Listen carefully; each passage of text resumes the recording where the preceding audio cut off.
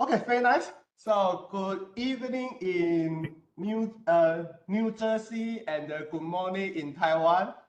Today is really my great pleasure to have Professor Jonathan Jaquette from New Jersey Institute of Technology to share with us his great result about CAP, about unstable blow-up using CAPs.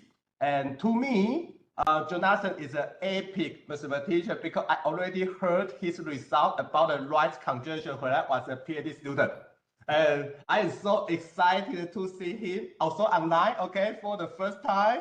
And I am really looking forward to his research because I also know, because my friend, my advisor, Ben Fitter, and my friend Hannah Stuger, they also study the quadratic heat equation, Schrodinger heat equation. They are also interested in blow up. And I am really looking forward to see how CAP treat this very intricate dynamic. Okay, so we are very curious and let's welcome him. Okay, thank you for the very kind introduction. Today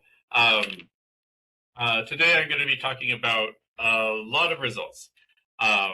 But so to start with, I'm going to start off with what is a computer system proof. And so for me, I have a very inclusive definition of what a computer system proof is. So not just like very technical things, but very broad. So my definition is a proof that involves computations.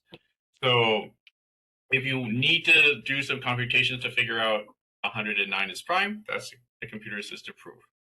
And I mean, computations have gone back for a very, very, very, very long time in mathematics. So, for example, there's an algorithm which is essentially the sieve of Eratosthenes, which is to figure out when a number is prime. And so the algorithm says, okay, well, first remove all the multiples of 2, then remove all the multiples of 3, then the next number is not divisible by 2 or 3. So 4 has been removed, so 5, it has to be prime. So then you remove all the multiples of 5, and the next number, it can't be removed all multiples of 2, 3, and 5, so the next number, 7, has to be prime. And you keep on doing this until you get to the square root of n. And after that point, you can just read off everything. So after, I guess, around 11 or 13, then we can just read off everything and it has to be prime. And so in this manner, we're able to determine that 109 is prime. Okay, so we did a computation and we get a proof that 109 is prime. But what does this mean? So with this, I would say that we can ask many questions. The first question that we can ask is the computer a human? And so I would say that I am human and I did the computation. And so, yes, I was a human computer. If you ask the question 100 years ago, there was a job title, and the job title was computer. And you would sit in a room with a bunch of other computers, and then you would run your calculations that would be sent to you from whoever needed to get a lot of computations done. And so, I mean, there is somewhat, I mean, some mathematicians think there's a big distinction between like a mechanical computer and a biological computer. But I would say that like who is doing the computation is not as important. Just a computation is being done. Now, you could ask for the proof, was the computer system proof insightful? And I do not know. I mean, so for 109 is prime, I would say doing the calculation was not insightful. Maybe the algorithm has a beauty to it, and so maybe the algorithm is insightful, but the specific calculations is not maybe that exciting.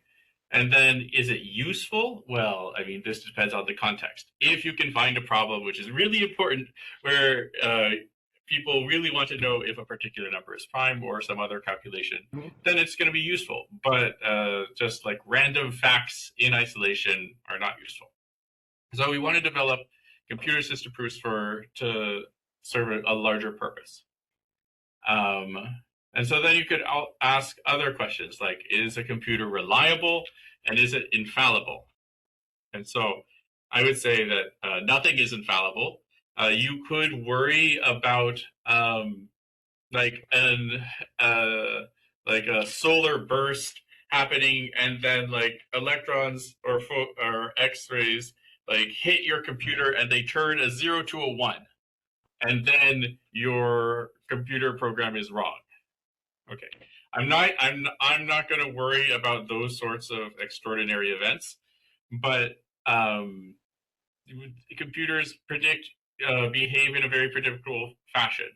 And so and they're reliable. I mean, people use computers for electronic banking, and so we can trust them to behave in a predictable fashion. And so the goal here is not like to go insane, trying to like build dig a deep hole and put our computer at the bottom so that it's untouched by any sort of gamma radiation. We just wanted to account for every known source of error. Okay. So, Jonathan, I have a question here. Yes. Question here. Do you Yes. think are CAPs beautiful a fairly question or not? So I would say that let's see. That because we are mathematicians, sometimes we can feel the beauty of a proof on a statement. But how about CAP? Do you think CAP can be beautiful? I would say that there are times when a computer system proof is beautiful and a time when it's not beautiful. There's times when paper pencil proof is beautiful and times when it's not beautiful. Okay. And so for me, what I would say is that if for paper pencil proof, if you do like a case-by-case analysis, and then those cases expand to more cases, and those cases expand to more cases, and or you're trying to bounce up integral, and so then you get like a very complicated approximation for it. I think that's very complicated, perhaps, for the result that you get. And so for a computer system proof, if you can write a very simple algorithm to get the result and avoid all this complicated mess, if it's easier for someone to understand the algorithm and then trust that the computation goes correctly, then I think that is beautiful. And so then, but you could also have a very complicated algorithm, and then the very complicated algorithm is not good. Yeah. Thank you. Nice. Yeah.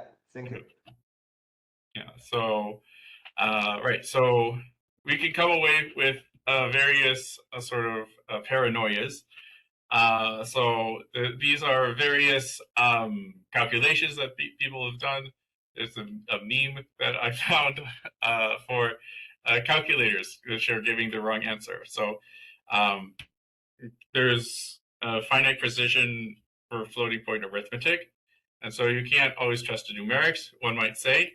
But I mean, on the other hand, you could also say that a proof is very complicated, and if there's a 100-page paper that I need a referee, I'm not going to necessarily be confident of every single statement in there. And then if it relies on another paper that I might not be very confident, and then I might need to go and read that paper, and so on and so forth. And so one of the things that have been developed to combat this is computer system proofs. And there's been a large development in sort of interactive theorem provers, like Lean or Calc or Isabel, or I guess Calc is now called Rock. They've changed the name. But this is, I guess, these are articles from maybe 5 or 3 years ago about how AI is coming for mathematics, and so, but I would say I'm a dynamicist. I like differential equations, and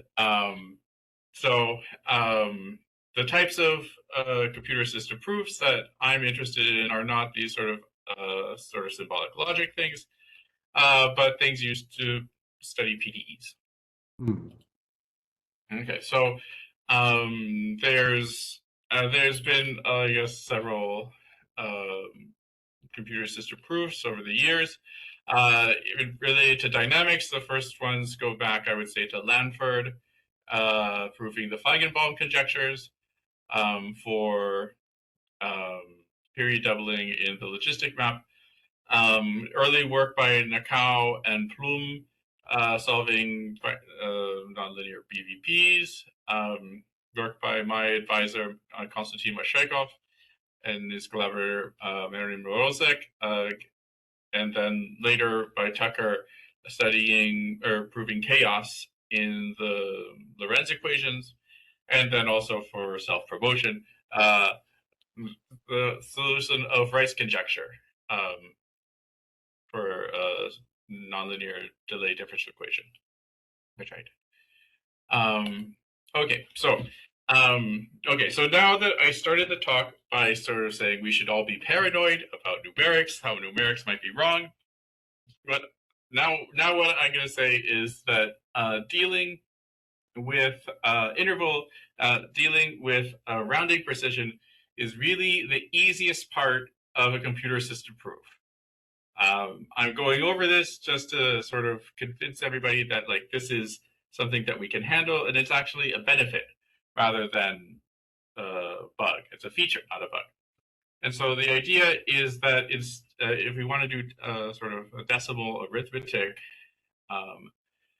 computers have finite memory, so we're not going to be able to store all the digits. And so instead of working with precise numbers, for example, pi, instead of storing the exact number pi, we're going to store an upper bound and a lower bound. Then we can add intervals to get a guaranteed enclosure of their range, do subtraction, division, multiplication, etc., etc. And the great part is that it evaluates functions not just at points, but over sets. And how can we use this? So a very simple computer system proof that, again, we can do ourselves. So we want to suppose that we want to solve this polynomial. So what we can do is we can say, okay, we have our interval from -2 to -1. We can calculate its image. And so we know that its image is going to be using interval arithmetic. Its image is going to be contained within the interval -30 to +2.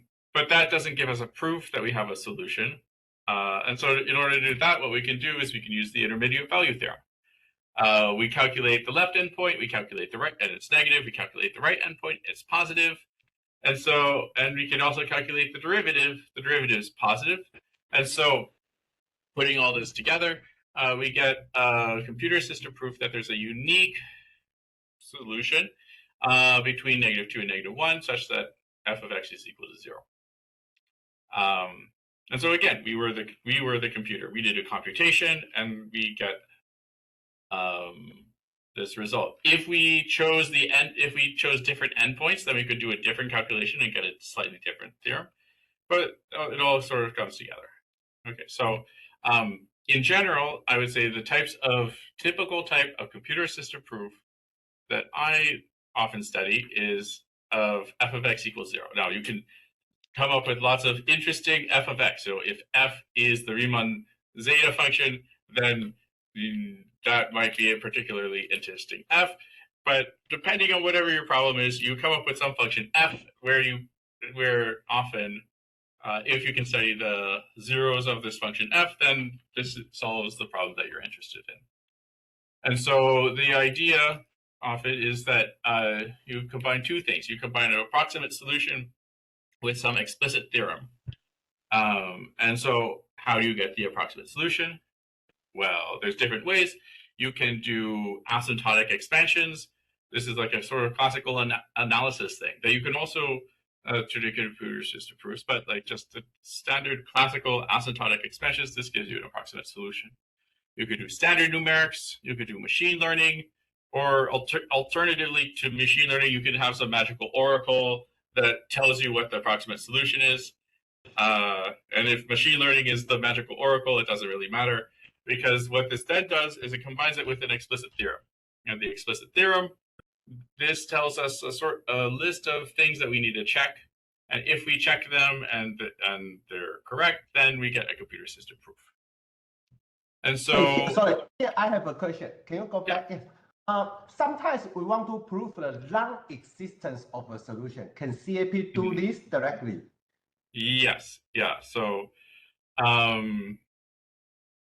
Of right. course, So if we go over here, yeah. So if we go over here, so when we evaluate this interval, so we evaluate the interval, and we get some range. And so if we evaluate the function over some tiny interval, then we'll probably get, the idea here is that there's a little bit of overreach. So we're not getting a tight bound on the function's value. And so we can evaluate the function, and if it's greater, if it's bounded away from 0, then we show non-existence. Okay, so CAP can give such bounds. Okay. In this case, okay, I see. Thank you. Yeah. Okay, so right, so often the standard numerical algorithm goes hand in hand with the way that we prove things. So take Newton's method, for example. We start with a point, we go up to, we're doing Newton's method. We go up to the value, we build a linear approximation, we jump to where the linear approximation tells us the new zeros would be. And then we do it again. We evaluate our point, we build a linear approximation, and then we jump to where we think the next zero is going to be. And we do this over and over and over, and eventually it converges. And so now we have some 16-digit number. We evaluate this without interval arithmetic. We get a bound, which is maybe on the order of 10 to the minus 16. If we do use interval arithmetic, then it's like maybe plus or minus 10 to the minus 15. But again, this is just evaluating a range on the function's value. It's not proving that we have a 0. And so how do we do that? So the way that I don't know, I'm an analyst, everything turns into contraction mapping theorem. We're going to use contraction mapping theorem. And so we build a set map T, which is the Newton map. And so the idea is that we start with a ball of radius r, and then we map it forward in purple here. And so purple is the image of our ball of radius r under the Newton map. And if we want to use the contraction mapping theorem, then we want to show that it maps points closer and closer together, and also it maps the ball inside of itself. And so if we can do that, then we get a unique fixed point, which then is equivalent to a 0 of our function. And so, this is the contraction mapping theorem. And so the only sort of thing that we have to choose here is the radius r. And how this can affect things is if we choose r too small, then we're not going to get the right answer. So, if I'm working with standard precision or double precision of 10 to the minus 16, and I choose r to be 10 to the minus 100, that is probably going to be too small. It's not going to include the correct value. But if I choose r too big, then, okay, the problem that happens over here is that, so if we're using the contraction mapping theorem, we're going to have a unique fixed point. And if we have a unique fixed point, then there can't be any other fixed points. There can't be any other solutions. And where the proof breaks down for choosing too large of an r is that you can see up here, the derivative is 0. And our Newton map is defined by, we're dividing by the derivative. And so that's going to be bad if we have too large of an r. And so I told you what the easy part of computer-assisted proofs is. What I would say the hard part is doing an infinite dimensional problem. And so where does this come up? Well, if we're using Fourier to, for example, look at periodic orbits of the driven oscillator, the Dufing equation, we can look for 2-pi periodic solutions. We set up our Fourier, we do harmonic balance, we match all the Fourier coefficients, and then we get sort of this infinite sequence of equations We have a cubic nonlinearity, and so then we have a cubic polynomials down here, but we have an infinite number of them. Mm. And so it's sort of like right off the bat, you can say, okay, well, from some basic asymptotic analysis, I know that the solution is going to be about 1 over k squared. And so I know that the coefficients are going to decay. And so I'm well justified in choosing a Galerkin truncation. And so I take my infinite problem and I turn this into a finite dimensional problem. And then I can use my finite dimensional sort of Newton method to get an approximate solution. But the sort of big thing that we want to do is that we don't just want to, sorry, we've got ahead. So the big thing that we don't just want to show that we have a solution of the approximate problem. We want to show that we have a solution of the whole infinite dimensional problem. And so the way that we do that is that we develop a quasi-Newton map. And for the quasi-Newton map, we need to develop an approximate inverse and then show that T is the contraction mapping.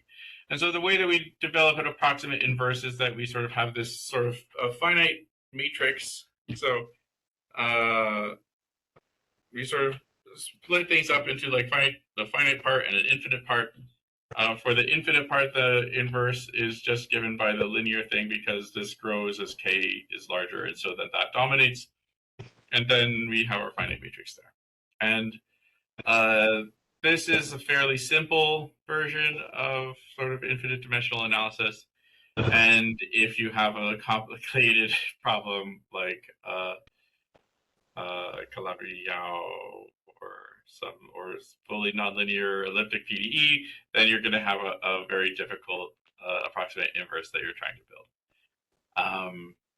This is a specific. I mean, so this is a Newton-Kantorovich theorem. This is the sort of the technical theorem that we need to apply.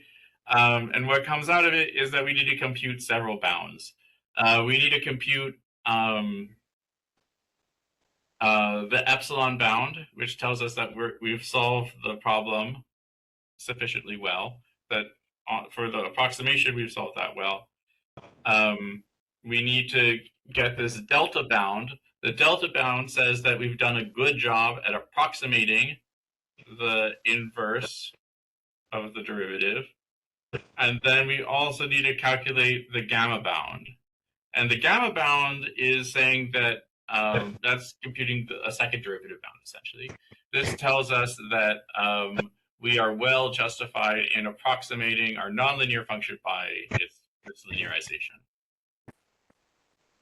Okay, and so then these essentially three. So we compute these three numbers, and then we get this quadratic equation or quadratic inequality that we want to solve, and then we can solve this quadratic inequality to find some r where it's satisfied, and then we're happy, and because we get our contraction. Okay. So for the rest of the talk, I'm going to talk about a toy model for fluid equation. Okay, so Navier-Stokes, very difficult equation. There's different sort of components to it. This is the vorticity formulation. For the vorticity formulation, in blue, we have the convection term. In green, we have diffusion. Diffusion sort of regularizes things. We have a sort of incompressibility or non-locality of how you write the vorticity in terms of the curl of the velocity. And then we have this vortex stretching term. And the vortex stretching term in 2 dimensions is 0, and in 3 dimensions it's not 0. And because it's 0 in 2D, we have global existence for smooth initial data. And because it's not 0 in 3D, that is why we don't know whether things blow up or not. Okay, so Navier-Stokes is hard. And so since the very beginning of whenever people wrote down Navier-Stokes, they've made toy models for solving Navier-Stokes. And so this is one of the toy models for Navier-Stokes. It was proposed in 1985 by Konstantin Laxton-Maida. essentially what it's doing is it's focusing in on the vortex stretching term. They used this one-dimensional analog of this sort of incompressibility, non-locality part of Navier-Stokes. So if you have omega if you have the vorticity as the curl of velocity, there's a way to recover the gradient of the velocity. And so the one-dimensional analog of that is the Hilbert transform. It's skew symmetric. It has a very easy Fourier representation, and so they're able to reduce this and they're able to reduce this to essentially a one-dimensional differential equation. Where we started off with something that depends on space. I guess I didn't really write down what the Hilbert transform is. It's a singular integral essentially, but now we have some differential equation. It only depends on space, and so that if you have something that blows up for this ODE, then the sort of spatially extended differential equation also blows up. And what does this differential equation look like? The sort of dynamics that we have is z dot equals z squared, but for complex z. And so for real z, like if you're positive, you blow up. If you're negative, you converge algebraically to zero. If you have some positive or non-zero imaginary part, you make this sort of circular excursion where you might go very, very large, but then you converge to zero. And so after this was introduced, right, so the Constantine-Laxmatic equation, it blows up. And so then people said, well, we should add more physically relevant terms to see what happens there. And so in 1999, De Gregorio added dissipation and convection to this one-dimensional PDE, and he has this De Gregorio model. And it's been studied by many, many mathematicians and modified, and is sort of, there's a delicate balance about what is going to make things blow up. Things are different on the real line versus on the circle for like specific things that will cause blow up. If you only have convection or only have dissipation, then you're going to have blow up. But if you have both of them, it's been studied a lot by various mathematicians. But this is not what I'm going to be studying. I'm going to be studying sort of like a Picasso abstract art version of this equation. So the equation that I'm going to be studying is the toy model for this. So essentially, I like this vortex stretching term, which looks like a square in complex numbers, and so I keep that. I like diffusion, or I like having a second derivative. I like Laplacians, and so I'm keeping the Laplacian. And then sort of in my abstract art interpretation, there's going to be e to the I phi in front of everything. And so when phi is 0, this is like a heat equation, a nonlinear heat equation. When phi is pi over 2, this is a nonlinear Schrodinger equation. It's a very not standard nonlinear Schrodinger equation, but it's a nonlinear Schrodinger equation. And then for phi in between, it's like a complex Ginzburg-Landau. And so to give a bit of an animation of what things look like, so this is simulations of, I guess, I don't know, 20 or 30 times cosine plus 1. I forget exactly. But we have different values of phi on increasing from left to right. So for the nonlinear heat version, if we start with positive initial data, it's going to blow up. This is Neumann boundary conditions. If we have other values of phi, then we make a large, like similar to the ODE dynamics, we make a large excursion, and then we decay to 0. And as phi increases to pi over 2, then we get something that's nonlinear Schrodinger-like. And so we have these sort of oscillations. All right, so that's the general idea. So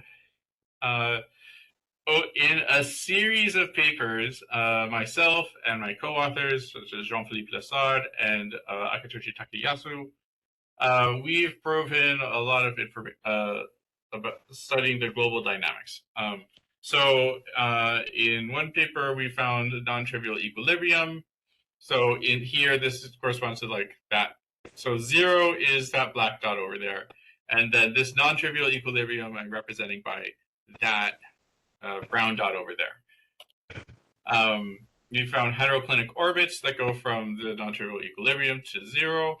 We found periodic orbits. We found, and then also for other values of phi, we found blow up, grow up, and some heteroclinic orbits. Okay, so so this proof I really like.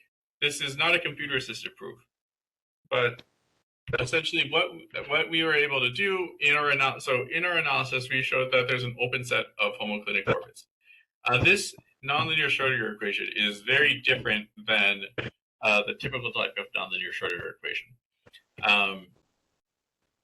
as evidenced by this theorem.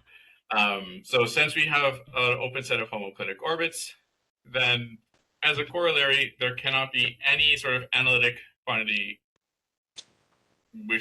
there can't be any non-trivial analytic conserved quantity.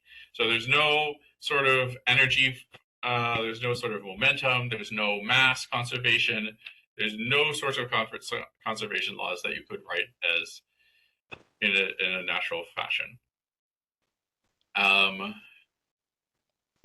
And so, using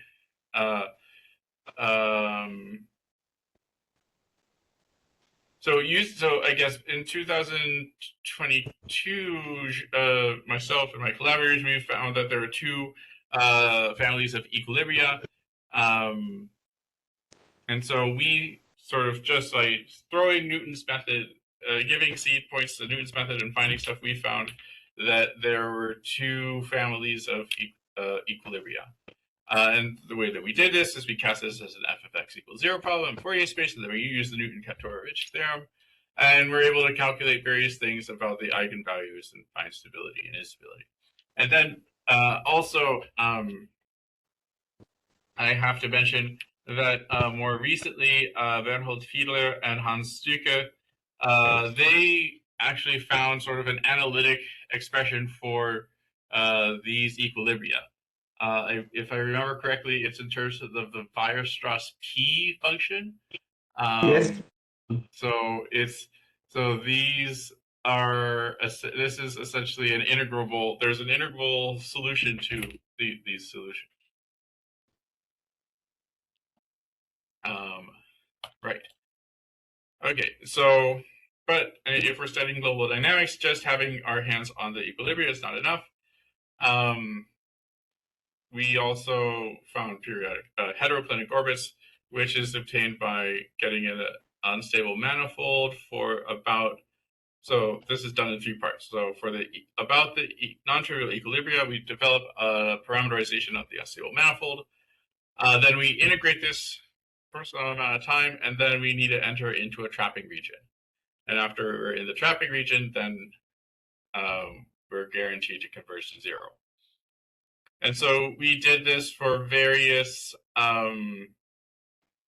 initial conditions for the various equilibria that we had. And I guess one thing to note here is that so this is a complex equation, and so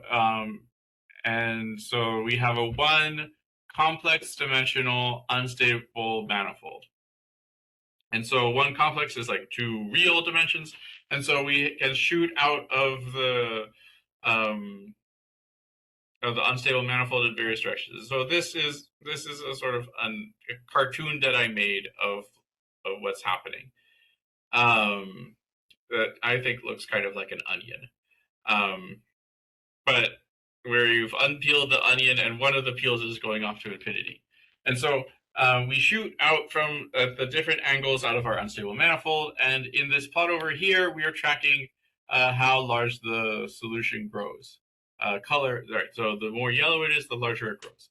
And so if you have, I guess, a very so I mean, if you have very good eyes, when I give this talk in person, then this image is like blown up very large. Let's see, can I? Okay, Yes, so yeah, I can see you that. can Yeah. see that there's kind of like a discontinuity over here, and so if you're oh no, what happened? There we go. Okay, so this is with non-validated numerics, and so you might so if you are careful using non-validated numerics, you will notice that there is a discontinuity here, and then you will grow suspicious. If you're using validated numerics, what happens is that the the computation is not able to finish.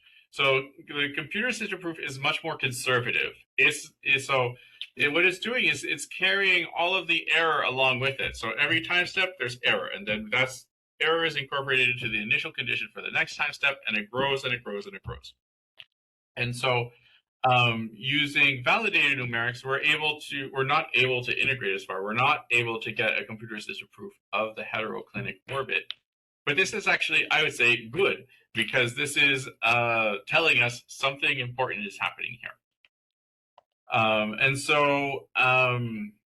Right. So as a sort of a nice little result that we get is that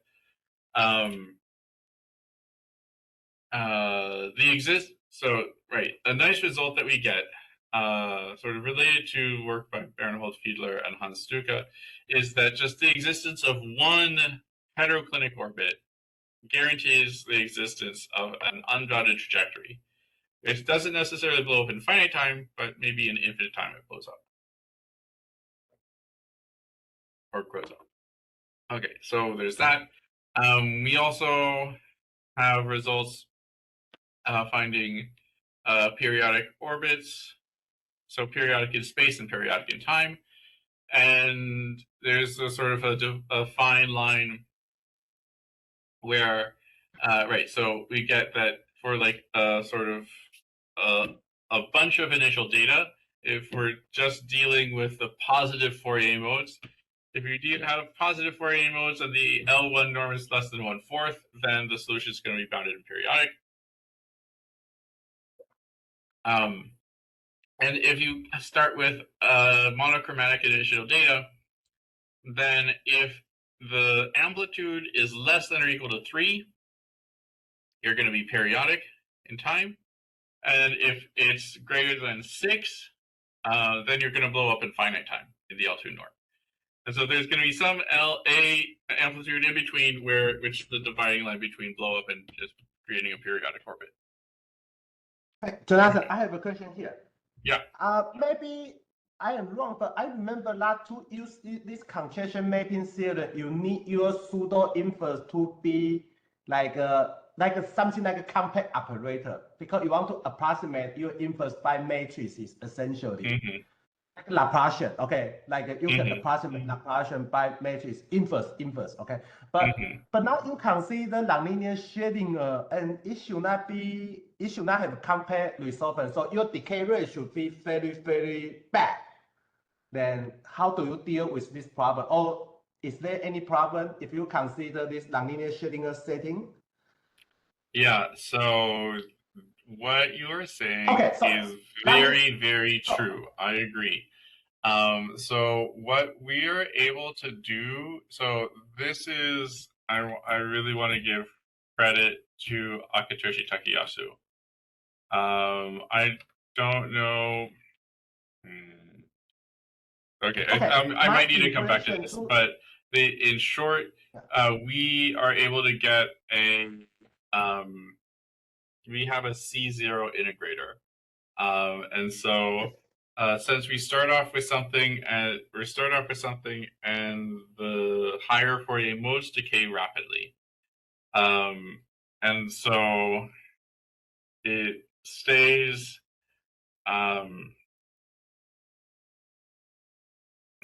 yeah, I guess so. Things are growing and the nonlinear Schrodinger equation is not helping us at all. So I'm maybe we can discuss more at the end. Okay, thank you. Yeah, this is interesting. Yeah, thank you. Okay, Interesting.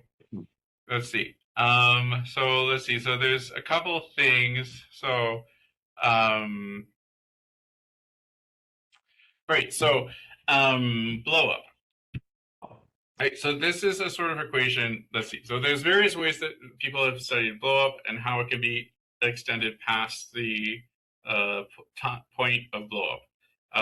There's a large literature using weak solutions. This I'm not going to be using that. Also collision manifolds, and also what we study here is with branched Riemann surfaces. And then you can also ask various questions like which solutions blow up. If all solutions blow up, then this is a very ill-posed problem.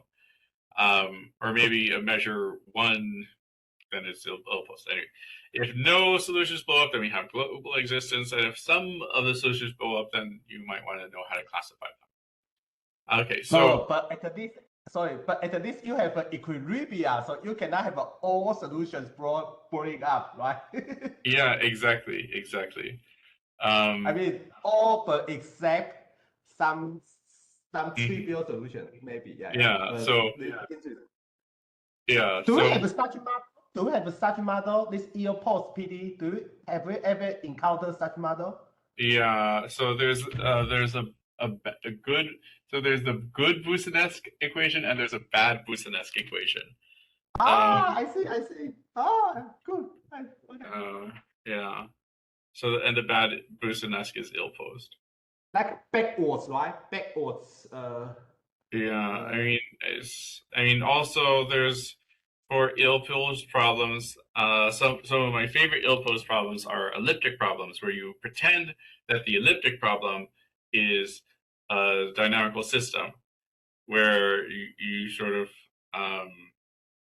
if you have an elliptic problem on a line, then you pretend that the line is time, and then you have sort of This an is a infinite number sort of of spatial dynamics. exactly.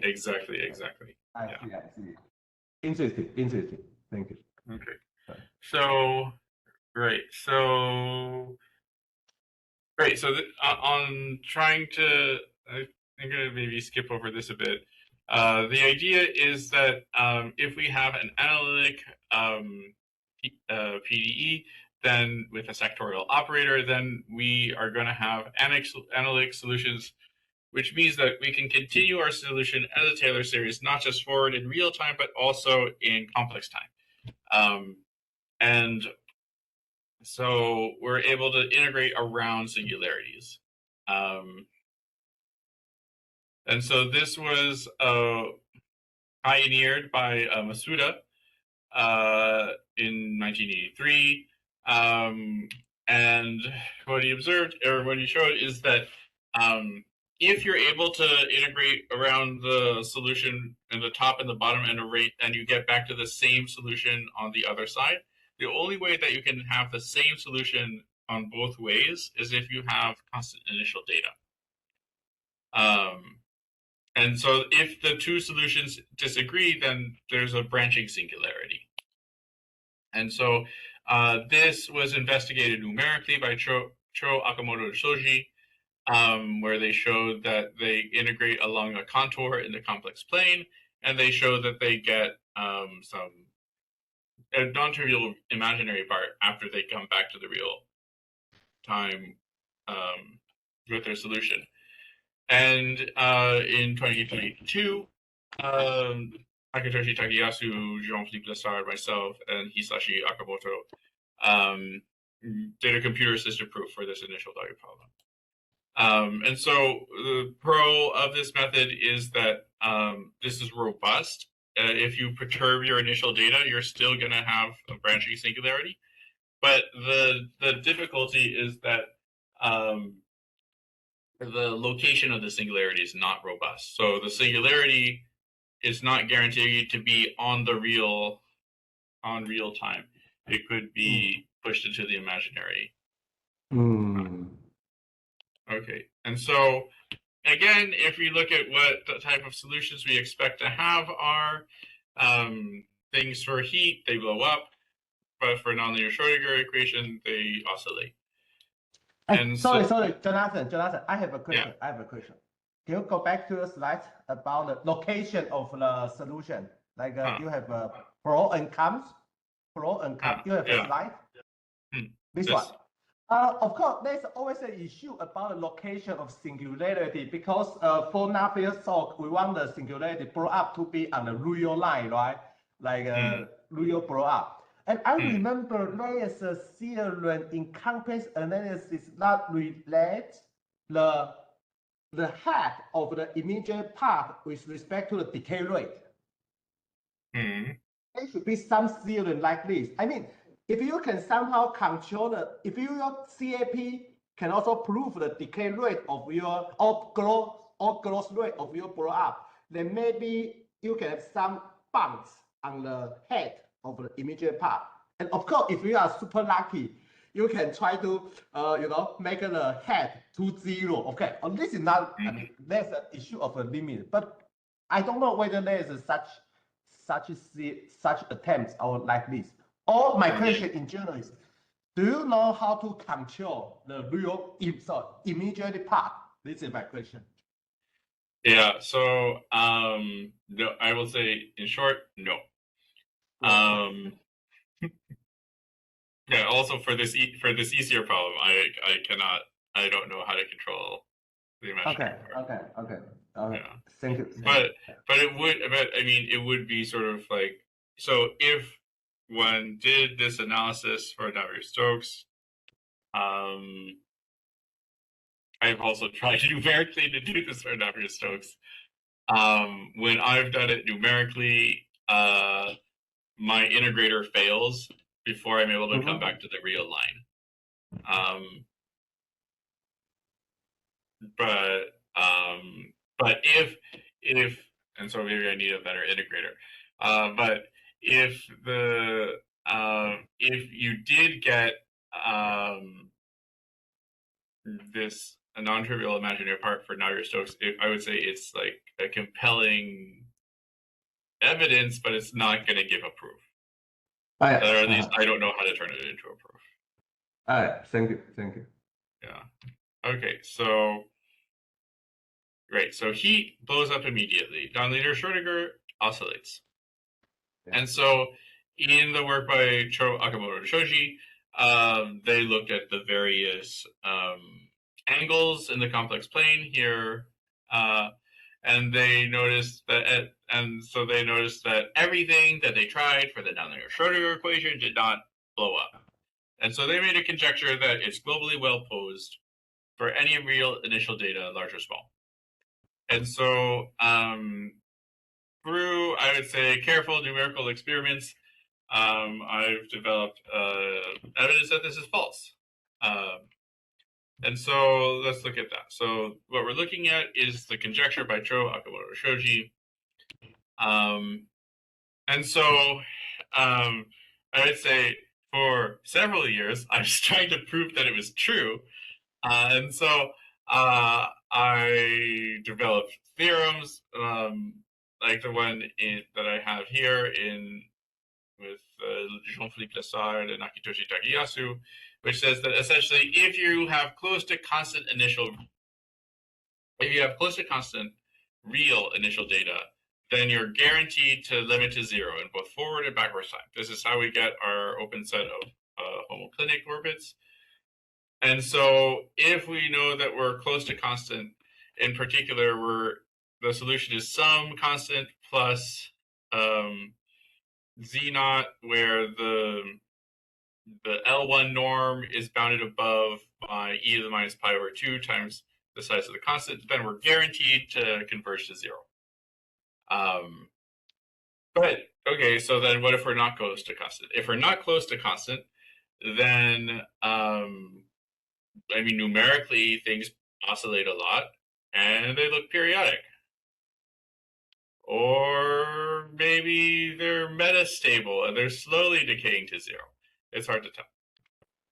And so what I did is, okay, so since we know if we're close to constant, if the constant is very large here, then if so, A here is on the vertical axis, and the time is on the horizontal axis, and norm of the solution is in color. And so if the constant is very large, so very high or low, then we have a proof that the solution is going to converge to 0. And so for a bunch of initial conditions, we integrate this forward in time, and we track to see when does the solution enter this trapping region. And the trapping region is this dashed line here. And so you can, looking at the color, you can see that there's this faint blue line. I think I sampled every integer between negative 150 to positive 150. If you weren't sampling every integer, if you were sampling every 5, then you might miss this faint blue line, but you wouldn't miss the length of time it takes to enter the trapping region. That, I would say, is fairly robust. And so we can sort of zoom in on this value that doesn't converge to 0 to see what happens. And it seems to blow up. So I guess this top, I would say crescendo no accelerando, that it grows and grows in amplitude. So the second graph here is 1 over the norm. And so it goes to 0, and so the norm is going to infinity. And then we're getting more and more of these oscillations with higher and higher wave number and larger amplitude. And so if we are looking at the Fourier components, this is done on the periodic space from 0 to 1.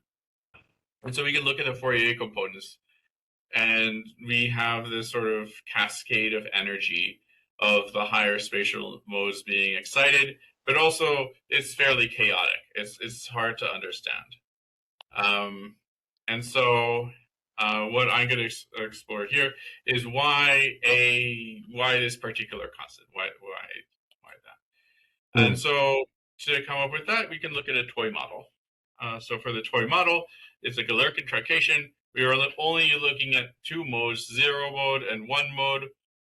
And so when we do that, we have a 0 eigenvalue and we have a -1 eigenvalue times e to the I phi.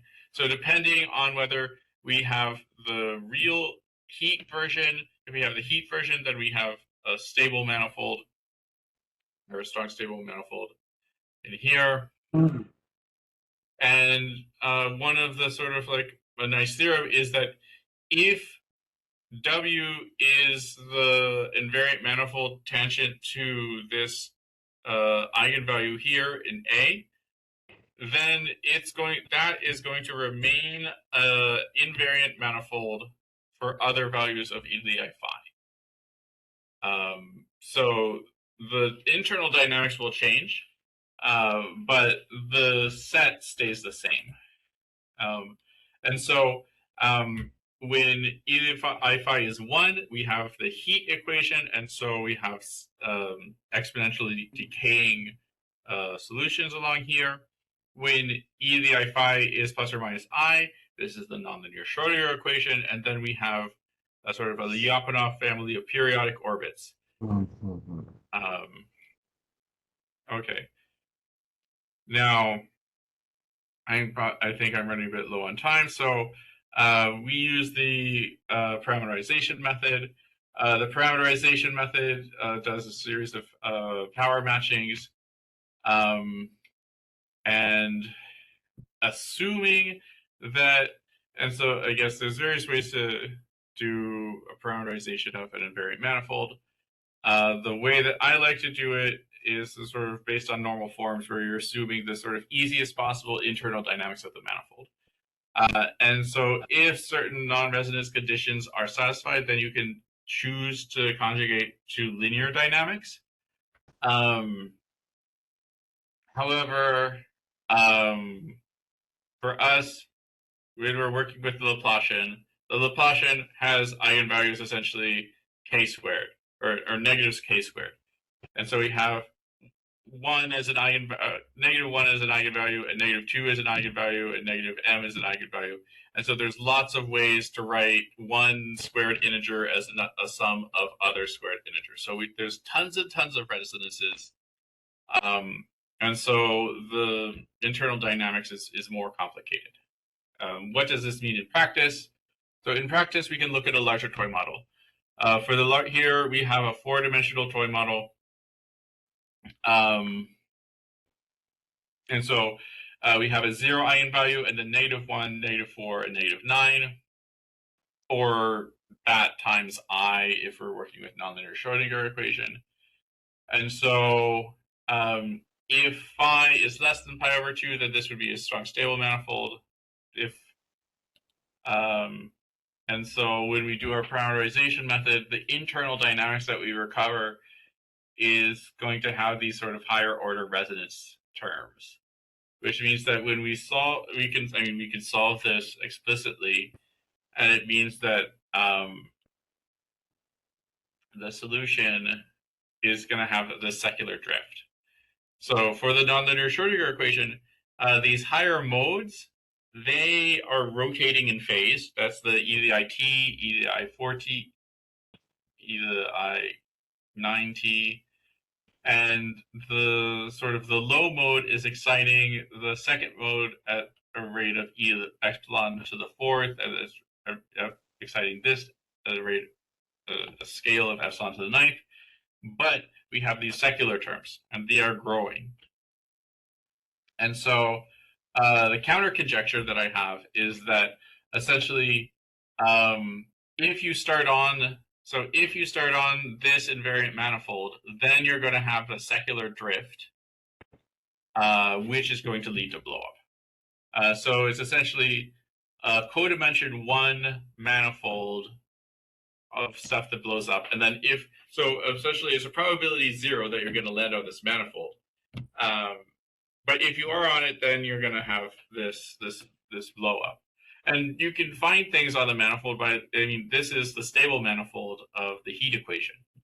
And so what I did numerically is first look for things that were on the stable manifold of the heat equation, and then integrate it with nonlinear Schrodinger equation. And it blows up, which is a hypothesis testing. Which is also why it's a conjecture and not a theorem. It's just hypotheses that I test. Okay, so what do these solutions look like? So this is for larger initial data, 100 cosine minus a particular value. So make sure that we're right on this manifold, and then 300 times cosine minus a particular value so that we're on this manifold. And so when we integrate, then the solutions, they sort of dance around for a bit, and eventually they sort of lead to this somewhat self-similar blow profile.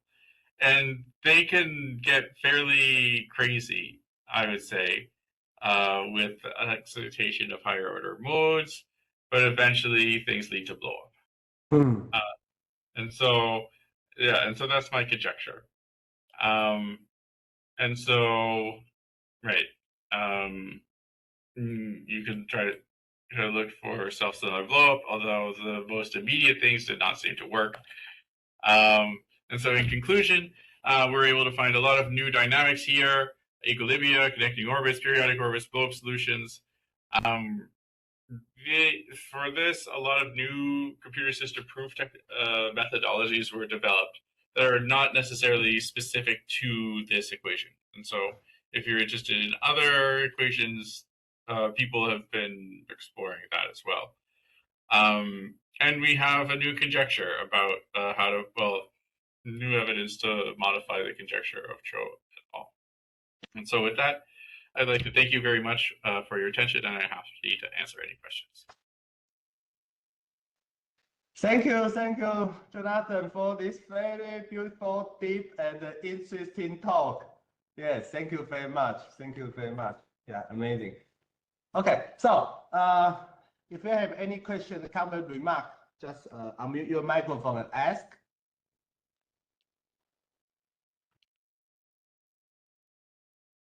Yeah, maybe let me start. I I think I can kind of relate my question regarding this compact resolvent because you also mentioned this resonance, right? Hmm. I think for heat equation, resonance should not be a problem, but maybe for conservation law or for wave equation, like like this kind of equation that do not have a compact resolvent, they may have a small divisor problem. Hamiltonian system, there's an issue of this Diophantine condition, small divisor. So I am wondering whether in the Schrödinger equation, the resonance condition fails. If this is true, then I am wondering why you can use a congestion mapping to do CAP for this case. But maybe they are not so related. Maybe they are a little bit related but separated. I don't know. Maybe let's focus on the resonance condition first. I think heat equation, no problem. How about Schrödinger? Yeah, so to answer your question, yeah, so for the heat equation, you essentially would have this same sort of solutions here, except instead of e to the it, it would be e to the minus t, and e to the minus 4t, and e to the minus 9t. And so then t cubed times e to the minus 9t, okay, it doesn't decay as fast as e to the minus 9t, but it's going to decay exponentially, so you do not need to worry about it. For I guess resonances more generally for a nonlinear Schrodinger equation, there is I guess a lot of interesting work in the more classical nonlinear Schrodinger equation, which is studying, I guess, there's a I think it's a 2010 paper by the I team, which sort of is looking at how you can have these cascades of energy from which show like large growth in higher Sobolev norms, um, and the sort of analysis that's performed is that they start with their initial solution and then they sort of separate it into terms that are nice and then as the terms that are hard to bound. And the terms that are hard to bound are the resonances, essentially. Hmm. Yeah, Okay. I don't know if that answers your question. Yeah. Yes, I still no. Yeah, I'm still figuring out my question to be honest. But I think, in my opinion, okay, I think your talk is very insightful because, in my opinion, I always think that CAP is very powerful for solving equations like whose inverse, like a linearized inverse can be has compact resolvent, like ODE, like heat equation, like delay differential equation. But for conservation law, hyperbolic equation, integrable system, I always think that it's very hard for CAP. But today you just gave me a very good research about solving integral system nonlinear Schrödinger, and this is I mean, amazing to me, really. And I really want to figure it out. Maybe my speculation was wrong. Okay, it's wrong. So I want to understand this better. So this is my journal concern. Journal, Yeah, yeah. So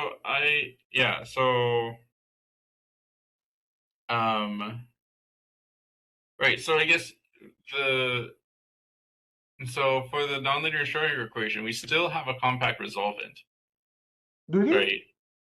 Yeah, it's just the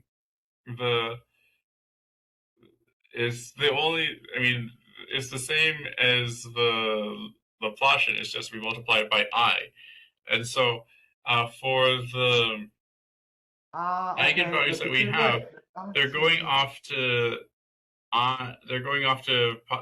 infinity in the I direction. And so what we're able to do with computer system proofs is we're able to validate a finite number of these eigenvalues. And if, I mean, the way that we did it, the way we did it was lazy in the sense that we have error bounds that, so the eigenvalue that we have is going to have like a zero real part plus or minus 10 to the minus 16. And so if it's positive 10 to the minus 16, then it's an unstable eigenvalue. And so that would not be good if we want to say something about stability. And so then, but we could then be smarter about it. We were not, we were interested in other things, but if we wanted to, then we could sort of try to exploit some symmetry in the problem, or write our zero finding problem such that when we found a solution, the solution would be guaranteed, if we found it, to have the zero real part. But then that would only work for finitely many of the eigenvalues.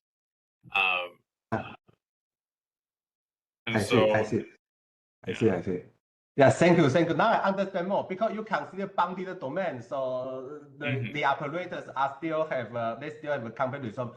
But for nonlinear shading, because the eigenvalues are imaginary, maybe the decay rate, your convergence, convergence of this approximation is worse. But you can still do CAP. I see. I see. Okay, so maybe other audience. So, any other questions?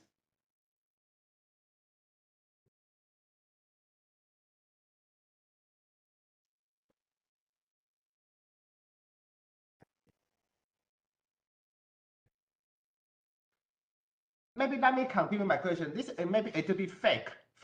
So I vague. Okay, VAGUE. Sorry. I have a rough intuition that heat equation is very stable because the energy dissipated, and it's for the scale equation, it's a variation, so it's very stable. I mean, you can do another analysis. But for nonlinear shading, it's an integral system. It's very delicate. So there's so many sometimes some kind of algebraic structure, and so that's why I think CAP is very suitable for heat equation, because I mean computation, numeric, you have a lot of errors, but because heat equation is very stable, this equation can absorb such stuff. But for integral system, I'm wondering why CAP can still work if you want to study global dynamics. I mean, to prove a solution, no problem. Okay. Maybe. Yeah. How about global dynamics? Because there's an integral system structure, and how does the CAP capture such delicate structure? Max pair, for example, isospectral theory. Yeah. So let's Very see. bad. Sorry.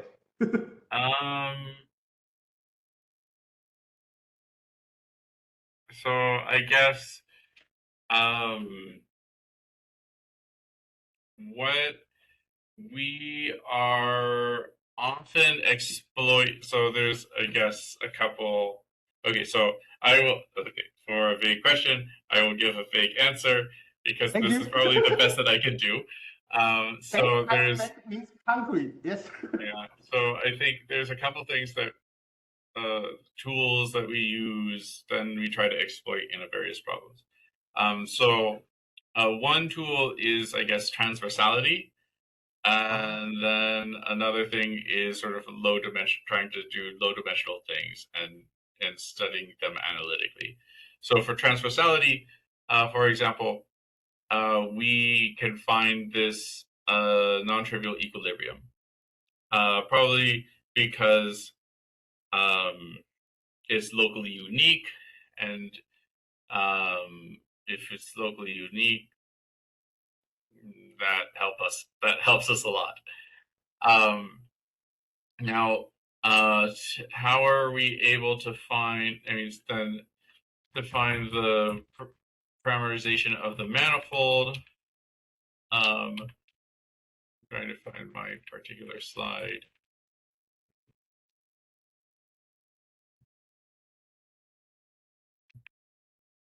Yeah, so to find a parameterization of the manifold, this sort of works because we're using the parameterization method. This works if we have an analytic nonlinearity, and so here we're really exploiting the linear dynamics and sort of isolating certain linear factors. Now, I do think it's sort of magical that it works for a nonlinear Schrodinger equation, because like the various resonances that could occur often could form an obstacle to doing this. But yeah. Yeah. I see. But somehow you just remind me of another question, because today the equation you are considering is it's not a standard Ginsburg-Landau, not a standard Schrodinger, right? Because there you have absolute value, the norm of u squared times u, so the nonlinearity is not analytic. U squared in the equation, this is analytic, right? But for the standard Ginsburg-Landau, there's a how to say this? So that would also work if we had anymore. Right. So I would say that there's two levels of analyticity. There's complex analytic and real analytic, and so the standard sort of nonlinear Schrodinger, or the standard complex Ginsburg-Landau, it would be real analytic, but not complex. But you just use real analyticity. Yeah. So there's some of the, let's see, all of the computer assisted proof methods will work for real analytic. Thank you. We have extra theorems. So there's an extra theorem that we get.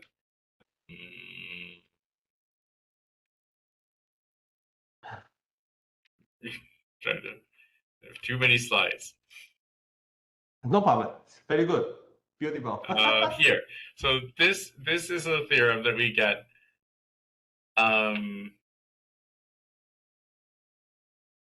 But here you need the complex analyticity, right?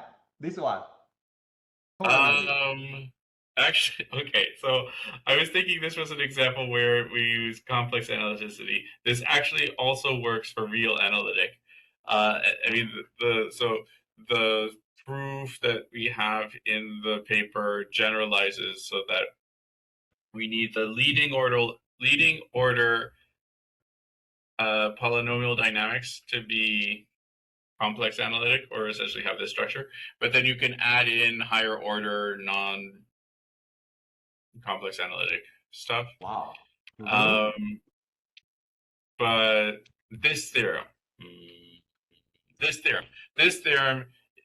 uses the approach, I think, by Bernhold Fieler and Hans Stuke, to get an unbounded trajectory.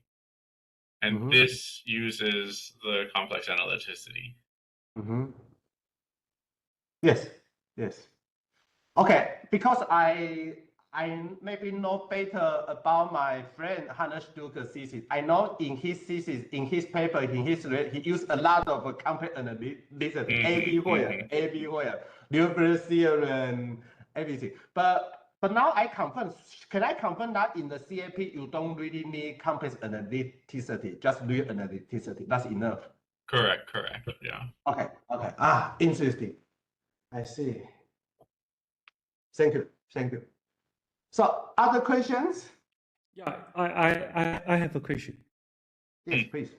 Yeah. So to prove the Blowup solution, in the PDE theoretical guide, usually they just guess, okay, they have some similarity solution, and so when they after suitable scaling, they have the limiting equation. So they use that limiting equation to prove the existence of the Blowup solution. So I'm not sure that can you use that kind of idea to apply to the CAP case? Okay. So first, let me say yes, and not in this equation. So I tried in this equation, it didn't work. So, but I think it would be more interesting to talk about other work by other people, which did work using this approach that you described. So I guess let's see. There's work by Tom Howe. And he's done stuff looking at the Constantine-Laxamida and I think the de Gregorio equation using self-similar blowup. There's also work by Jordi Luis Figueres and Joel Dana looking at complex Ginsburg-Landau. And other people. But I guess the program is, I mean, sort of as you said, you use these you do the self-similar ansatz, you get this new differential equation. It looks something like this, where I guess why now you can treat it as something that you want to go to from 0 to infinity. And so if you're in one dimension space, then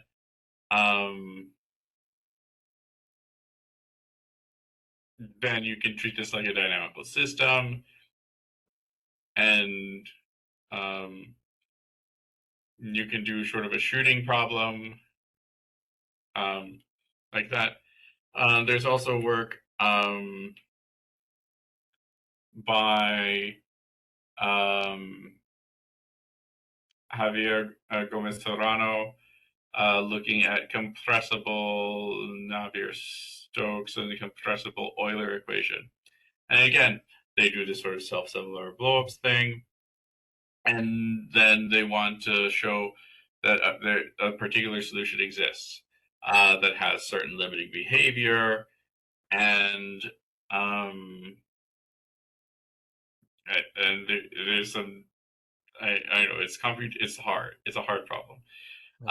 But I guess where computer assisted proofs come in is that I guess after you put yourself into these coordinates, then there's naturally sorts of like different limiting scenarios. There's the limiting scenario when y is equal to 0.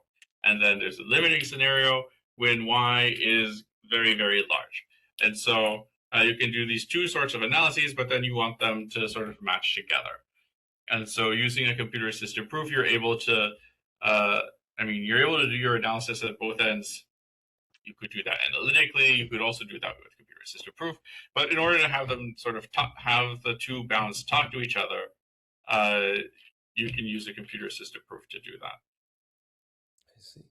Okay. So another question is about for the Schrödinger equations. For some people in integrable system, they have kind of the so-called solitary solution for the Schrödinger equations. And I'm not sure because that kind of solution we really can write it down. And I'm not sure can we kind of perturb that as an initial condition and still get some more global existence result. Oh, let's see. You are So considering the Schrödinger equation. For me, where's my result? So this is like a stability of a soliton, right? Yeah. Oh wait, maybe. So,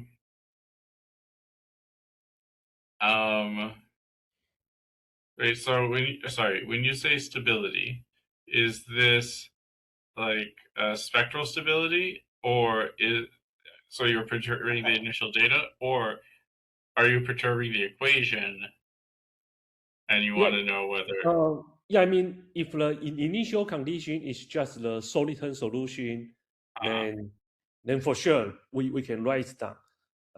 The solution is explicitly write down. But I think if we just perturb that a little bit, can we still get the global existence for the stability questions? I would say I do not know. I am not an expert in integrable systems.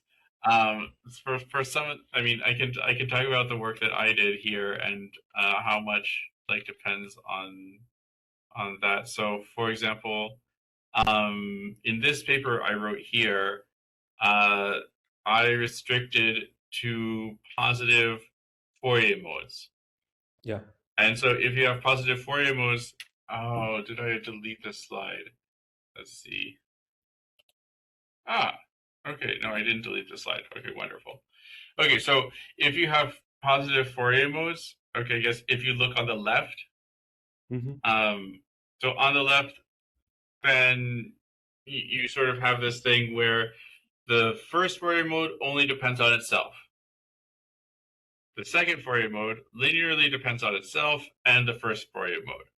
The third Fourier mode depends linearly on itself and the earlier modes. And the fourth depends linearly on itself and the other earlier modes. And so you can essentially solve the A1 equation and then add that as a non-autonomous forcing into A2. And then you solve A2 and you add that as a non-autonomous forcing into A3. And you can do this all the way up the ladder. And so and what I prove in this paper is that essentially using like the solution that you get like this is the solution you would get by doing variation of constants or variation of constants. And so we have like if a solution exists, then we have an explicit formula for each of its Fourier modes. Yes. And so, which is, I mean, to say that we have an explicit formula for the solution. So, in a sense, it is integrable. Now, this restricting to this just positive Fourier mode case. Now, you can also see here that if we take monochromatic initial data, we have the A there, and then we have A squared, and then A cubed, and A to the fourth. And so if A is small, then this is geometrically shrinking. If A is large, then this is growing. And so this is how we're able to get this sort of theorem here that says that if A is small, then it's periodic. If A is large, then we get finite time blowup. And so for the sort of integrable system here, this all sort of, I mean, this was based off of like this feed forward cascade. Whereas if we also include the negative Fourier modes, then just everything immediately couples and then everything is talking to everything, and then we sort of lose this integrable structure. And sort of like as evidence of like how much integrable structure we lose is that like if we have a theorem that essentially says that it's not integrable here, because if it was integrable, then it would have an infinite number of conserved quantities, but we don't have any conserved quantities that are analytic. So, yeah. Okay. Okay. But I Thank mean, you. also like the nonlinear Schrodinger equation, it's just integrable for p equals 3. And here, I guess this is sort of like a p equals 2 case. But p equals 5 also wouldn't work. Nice. Okay, thank you. So P equals 5, whereas like absolute U to the 4th times U for like the standard focusing or defocusing. Then we'd have like conserved energy and momentum, or maybe it's mass, but maybe all three. But we wouldn't have the infinite chain of conserved quantities. Thank you.